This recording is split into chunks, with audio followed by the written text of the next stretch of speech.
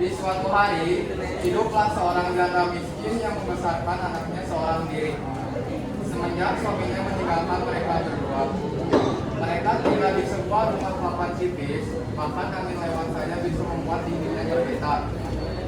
Wanita janda itu bekerja sebagai pemetik daun teh di lereng bukit.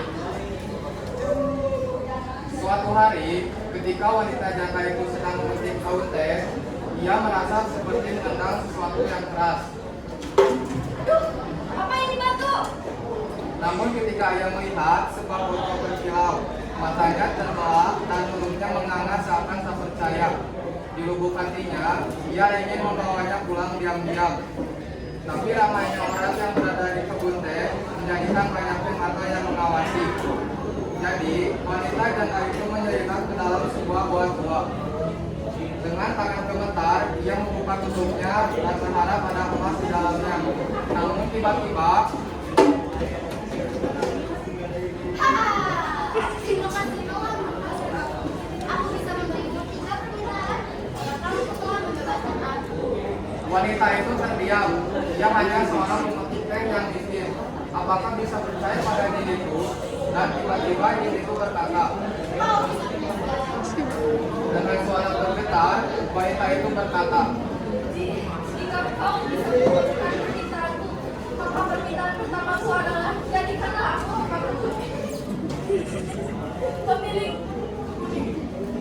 dia mengangkat tangannya dan sebuah pipu emas muncul di pinggir pohon tersebut.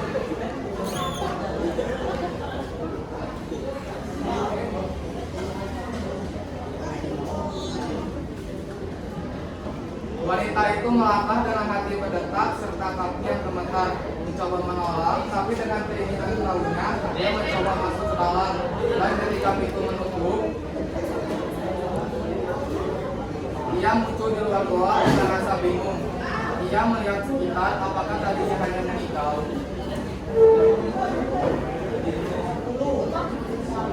Tak berselang lama, pemilik kebun teh berjalan ke arahnya tanpa banyak kata, menyerahkan selembar surat. Terima kasih karena kamu sudah menjadi pembantu. Semoga imbalannya aku akan memberikan surat kebun teh ini kepadamu. Ia terpaku, tangannya gemetar seakan tak percaya. Ia mencoba mencubit tangannya, tapi itu nyata, dia bisa merasakannya. Dengan nafas tengah, wanita itu kembali ke dalam goa.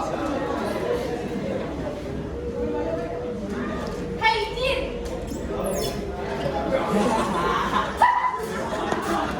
aku ingin meminta permintaan keduamu.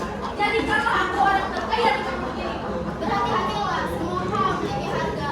Aku baru saja melakukan permintaan kepadamu. Apakah kau yakin ingin meminta yang kedua? Ujar Sakir. Dengan kesal, wanita itu memaksa. Cepat lakukanlah.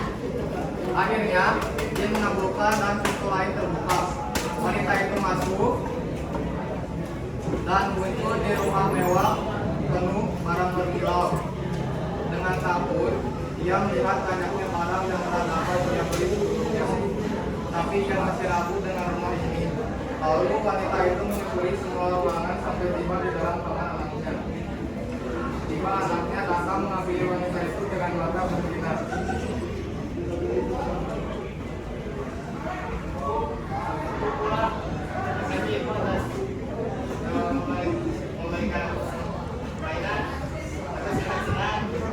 Untuk pertama kalinya sejak lama, wanita itu merasa menang. Tapi kemenangan membuatnya tak cukup. Ia ingin lebih, dan lebih. Lalu berlari kembali ke arah gua untuk meminta permintaan kembali kepada sang jadi di kabupaten. Hei jin,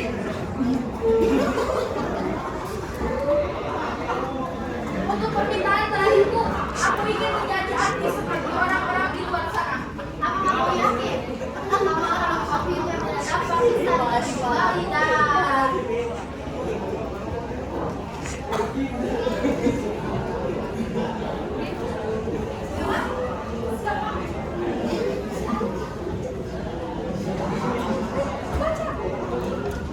Dia mengabulkan dengan rasa kesal.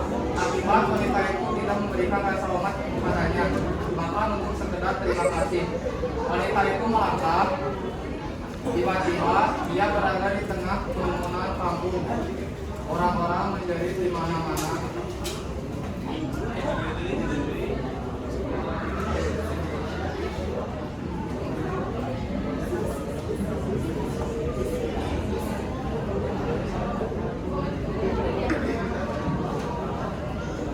dia pembunuh.